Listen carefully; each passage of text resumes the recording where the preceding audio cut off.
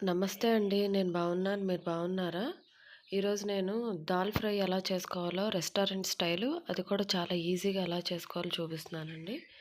ఇది నేను ముందు జీరా రైస్ పోస్ట్ చేశాను కదండీ! దానికి మంచి కాంబినేషన్ అండి. జీరా రైస్‌కే కాదు, చపాతీలోకి అయినా, నార్మల్ మనం రైస్‌లోకైనా తీసుకోవచ్చు. మన దగ్గర ముద్దపప్పు రెడీగా ఉంటే సరిపోతుందండి. ఈ రెసిపీకి ముద్దపప్పు ఉంటే చాలు. నేను ఈ పప్పు కోసం ఒక ఆనియను, 2 పచ్చిమిరపకాయలు, ఒక 3 టమాటాలు తీసుకున్నానండి.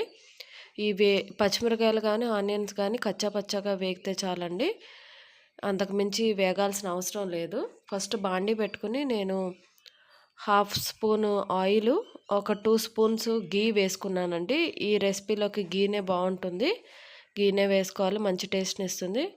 తాలింపులోకి నేను ఆవాలు, జీలకర్ర, మెంతులు, కొంచెం కరివేపాకు వేసుకొని తాలింపు వేసుకొని, ఉల్లిపాయలు కట్ చేసుకున్న ఉల్లిపాయలు, పచ్చిమిరపకాయ ముక్కలు వేసి వేయించుకున్నానండి. అవి కొంచెం వేగితే చాలు. పింక్ కలర్‌లోకి బాగా వేగాల్సిన అవసరం లేదు.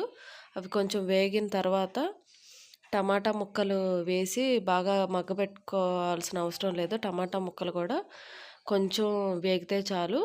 టమాటా ముక్కలు వేగాక పసుపు, ఉప్పు వేసుకొని అవి ముక్కలకు పట్టే వరకు వేయించుకున్న వెంటనే ముద్దపప్పు మనం ముందే ఉడకబెట్టి పెట్టుకున్నాం కదా! దాంట్లోకి జారుగా ఉండేటట్టు నీళ్లు మనం కలుపుకొని, నీళ్లు కూరలోకి పోసుకుంటే సరిపోతుందండి. నీళ్లు జారుగా కలుపుకున్న పప్పు మిశ్రమాన్ని ఈ టమాటా ముక్కల్లోకి వేసుకొని, టమాటా ముక్కలు గానీ, ఉల్లిపాయ ముక్కలు గానీ ఈ పప్పుతో పాటు ఉడకాలండి. అంతేగాని ముందు మగ్గిపోయి దాంట్లో పప్పు మిశ్రమాన్ని మనం వేసుకోకూడదు. ఒక ఉడుకు బాగా వచ్చాక ఉప్పు సరిపోయిందో లేదో మనం టేస్ట్ చూసుకొని ఉప్పు అడ్జస్ట్ చేసుకుంటే సరిపోతుందండి. ఈ రెసిపీలోకి మనం కారం వాడమండి. నేను కలర్ కోసం కాశ్మీరీ కారం వేసుకున్నాను.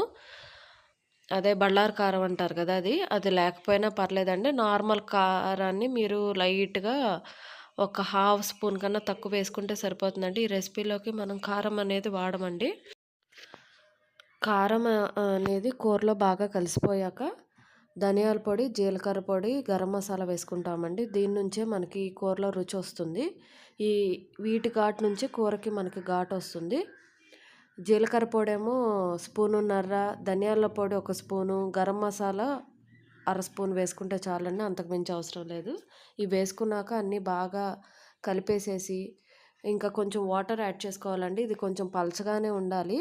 ఇది ఉడుకుతున్న కొద్దికి స్టవ్ ఆపేసినాక ఇది ఇంకా గట్టి పడిపోతుంది కాబట్టి కొంచెం పలచగానే ఉంచుకోవాలి ఆ కన్సిస్టెన్సీ. మరీ చిక్కగా ఉన్నా గాని అది అటు పప్పులాగా ఉండకూడదు గట్టిగా, అటు సాంబార్లాగా అంత పలచగా కూడా ఉండకూడదండి. మజ్జిగానే ఉండాలి. తర్వాత ఇది మొత్తం అన్నీ ఫ్లేవర్స్ అన్నీ సెట్ అయిపోయినాక నేను పక్కన తాలింపు వేసుకుంటున్నానండి.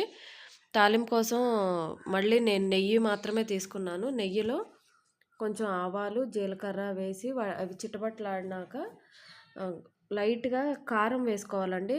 అది కూడా బళ్ళారి కారం వేసి స్టవ్ ఆఫ్ చేసేయాలి. లేకపోతే మళ్ళీ మాడిపోతుంది.